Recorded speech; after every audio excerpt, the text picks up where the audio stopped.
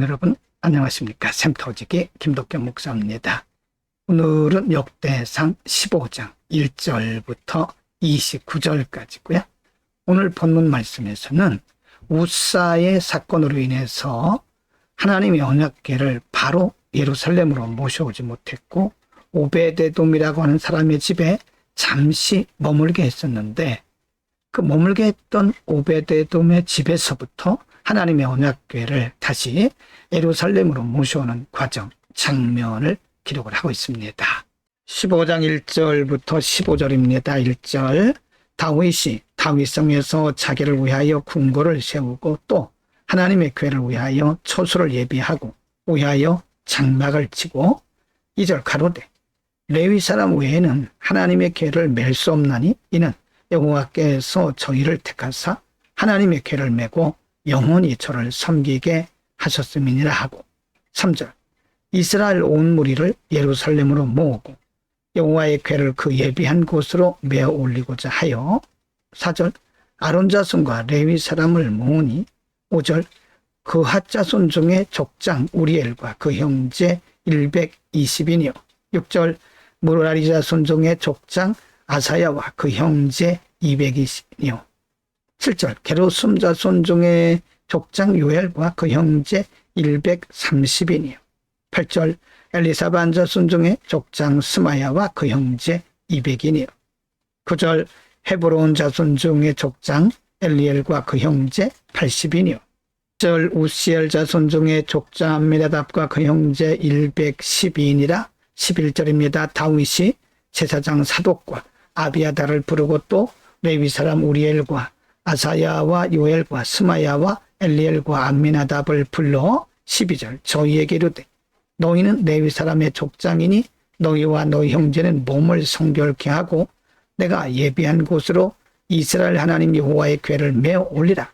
13절 전에는 너희가 매지 아니하였으므로 우리 하나님 여호와께서 우리를 충돌하셨나니 이는 우리가 규례대로 저에게 구하지 아니하였음이니라.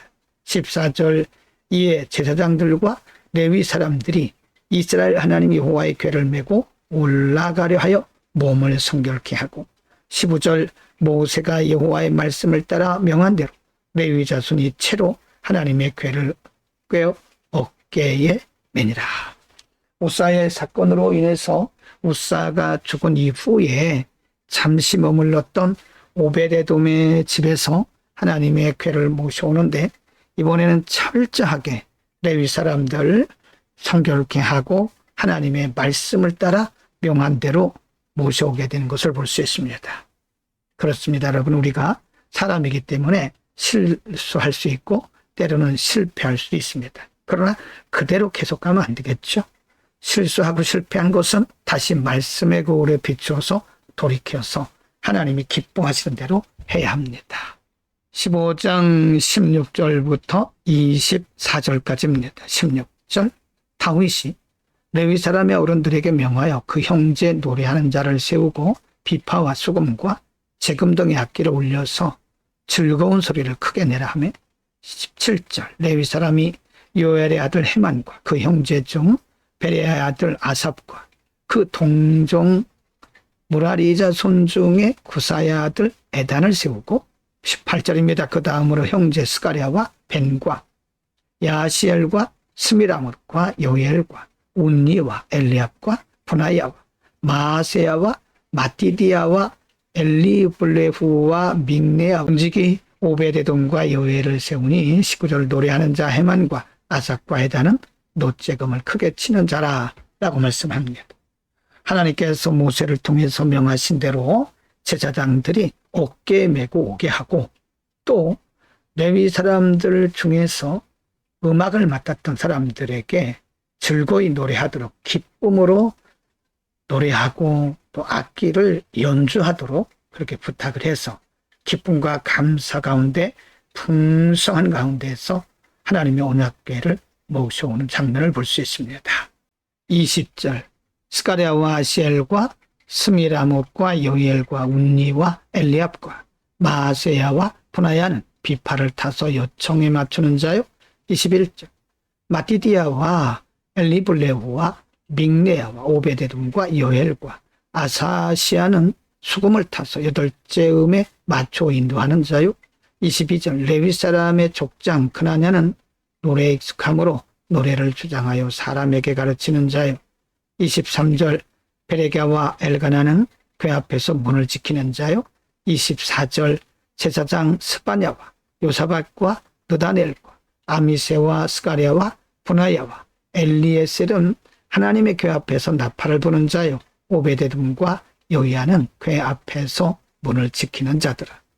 하나님의 궤를 오베데돔의 집에서 모셔오는 그날에 다윗은 백성들에게 명했고, 특별히 레위 자손들 중에서 어깨에 매는 자는 어깨에 매게 하고, 그리고 하나님을 기뻐 찬송하는 사람들을 오늘날로 말하면 악사들을 다 모아서 악기를 연주하게 하고 또 기쁨으로 찬송케 함으로써 하나님께 큰 영광을 돌리는 장면을 볼 수 있습니다. 하나님께서 기뻐하시는 일은 이리가 이렇게 기쁨으로 감사함으로 크게 찬송하면서 해야 합니다. 15장 25절부터 29절입니다. 25절 이에 다윗과 이스라엘 장로들과 천부장들이 가서 여호와의 언약궤를 즐거이 메고 오베데돔의 집에서 올라왔는데 26절 하나님이 여호와의 언약궤를 맨 레위 사람을 도우셨으므로 무리가 수송아지 7과 7 수양으로 제사를 드렸더라. 27절 다윗과 궤를 맨 레위 사람과 노래하는 자와 그 두목 그나냐와 모든 노래하는 자도 다 세마포 겉옷을 입었으며 다윗은 또 배에봇을 입었고 28절 이스라엘 무리는 크게 부르며 각과 나팔을 불며 재금을 치며 비파와 수금을 힘있게 타며 여호와의 언약궤를 메어 올렸더라. 29절 여호와의 언약궤가 다윗성으로 들어올 때에 사울의 딸 미갈이 창으로 내어보다가 다윗 왕의 춤추며 뛰는 것을 보고 심중에 업신여겼더라. 이렇게 기쁨으로 하나님의 언약궤를 모셔오는 반면 그 모습을 다윗성으로 모셔올 때에 다윗이 기뻐하며 춤추며 뛰놀 때 그 모습을 보고 바로 사울의 딸 미갈이 다윗을 업신여겼다고 말씀합니다.